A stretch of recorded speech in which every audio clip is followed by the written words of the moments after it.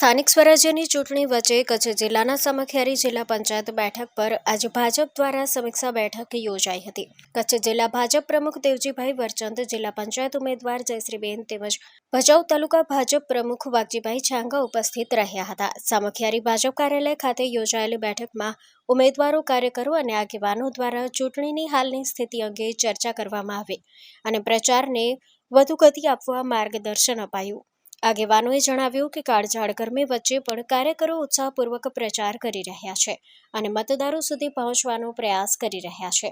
ચૂંટણીના અંતિમ તબક્કામાં પ્રવેશતા હવે પ્રચારના પડઘમ શાંત થવાના છે, ત્યારે દરેક પક્ષ મતદારોને બૂથ સુધી પહોંચાડવા માટે એડી ચોટીનું બળ લગાવી રહ્યો છે। Story report by Mahavirsinh Birana, Bhachau.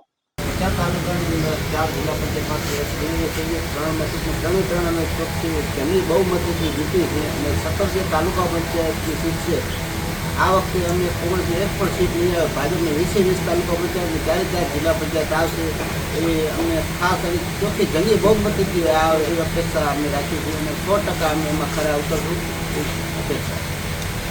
आगामी स्थानिक स्वराज्यની ચૂંટણી તાલુકા પંચાયત જિલ્લા પંચાયતની ચૂંટણીને અનુલક્ષીને સમગ્ર જિલ્લામાં અત્યારે ખૂબ ઉત્સાહપૂર્ણ રીતે સૌ કાર્યકર્તાઓ કામે લાગ્યા છે। ત્યારે હું અત્યારે જિલ્લા પંચાયતની સામખિયારી સીટના તાલુકા પંચાયત સામખિયારી અને જિલ્લા પંચાયતના સામખિયારી સીટના ઉમેદવારને પાર્ટી કાર્યાલય આવ્યો છું।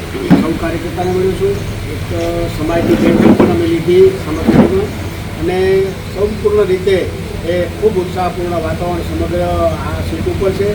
મોટી માર્જિનથી ભારતીય જનતા પાર્ટી બધી જ સીટો જિલ્લા પંચાયત તાલુકા પંચાયતની બધી જ સીટો ભારે બહુમતી જીતશે એવો સૌ કાર્યકર્તાઓમાં ઉત્સાહ આદરેલું છે।